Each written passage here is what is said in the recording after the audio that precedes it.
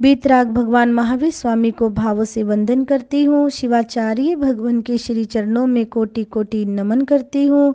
गुरनी मैया महासाध्वी सरल आत्मा वीना जी महाराज साहिब को शत शत वंदन करते हुए धर्म प्रेमी बंधुओं, माताओं एवं भवी जीवों, आप श्रवण कर रहे हैं वीतराग भगवान महावीर स्वामी के जीवन के कुछ प्रसंग बड़े संक्षिप्त रूप में। आशा करती हूँ, आई होप कि आप सभी कुछ ना कुछ तो इसमें से शिक्षा लेते होंगे और अपने नन्हे मुन्ने बच्चों को भी अवश्य में सुनवाते होंगे। कहा जाता है करुणा अवतार महावीर भगवान। महावीर स्वामी का हृदय अत्यंत दयालु था। वे किसी दीन दुखी, पीड़ित या रोगी को देखते तो करुणार्ध हो उठते, तुरंत उनकी सहायता करते, गरीब असहायों के लिए धन, भोजन, वस्त्र का प्रबंध करवाते और रोगियों के उपचार की व्यवस्था भी करवाते। यदि उन्हें कहीं कोई वृद्ध रोगी व्यक्ति मिल जाता तो वे अपने हाथों से उसकी परिचर्या करने लग जाते, सेवा करते। राजपुरुष उन्हें ऐसा करते हुए देखते तो दौड़े दौड़े आते और वे भी परिचर्या में, सेवा में लग जाते। भगवान महावीर की इस दयालुता को देखकर राज्य की जनता महावीर के लिए श्रद्धा विभोर हो जाती। महावीर की दयालु की अनेक घटनाएं हैं।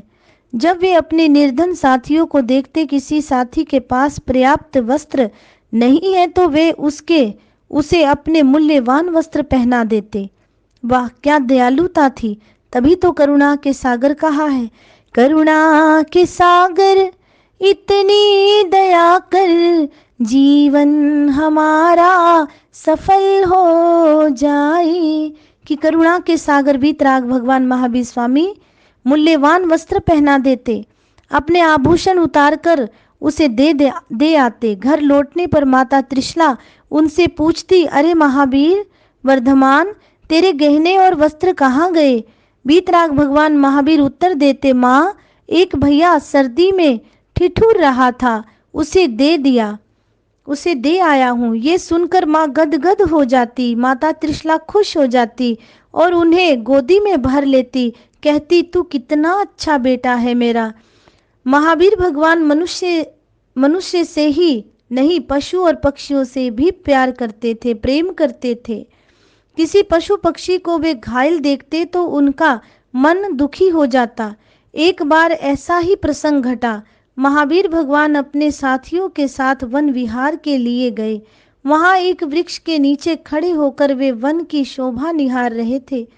तभी चंड नाम का एक भील बालक वहां में आया। जैसा उसका नाम था वैसा ही उसका स्वभाव भी था। वे पक्षियों का शिकार करता था। उसके पास गुलेल थी। चंड ने चुपके से निशाना साधा और पेड़ पर बैठे एक पक्षी को अपनी गुलेल का निशाना बना दिया। बेचारा पक्षी फड़फड़ाता हुआ नीचे आ गिरा। महावीर उसी वृक्ष के नीचे खड़े थे। महावीर ने पक्षी को देखा तो वे करुणा से भर उठे। उनकी आंखों में आंसू आ गए। उन्होंने पक्षी को अपने हाथों में उठा लिया, उसे सहलाया।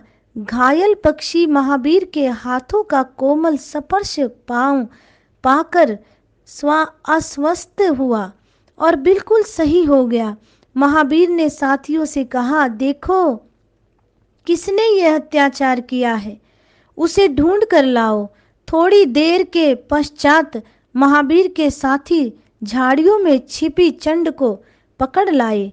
राजकुमार को देखकर वे भयभीत हो गया भील और कांपने लगा। महावीर ने उस लड़के से प्रेम पूर्वक पूछा, अगर कोई तुम्हारी गुलेल तुमसे छीनकर तुझे ही उसका निशाना बना दे तब तुझे कैसा लगेगा भाई?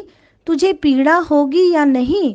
चंड ने कहा, अवश्य होगी राजकुमार। महावीर बोले, जैसा तुझे पीड़ा होगी वैसी ही पीड़ा औरों को भी होती है, चाहे वे मनुष्य है या पक्षी। इसलिए कभी किसी पशु या पक्षी का शिकार नहीं करना चाहिए। सभी को जीने का अधिकार है, जियो और जीने दो।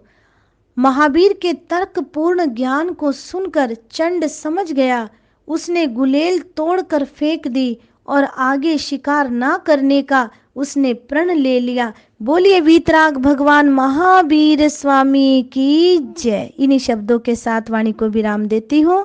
आगे की वार्ता आप कल सुनेंगे। ओम शांति।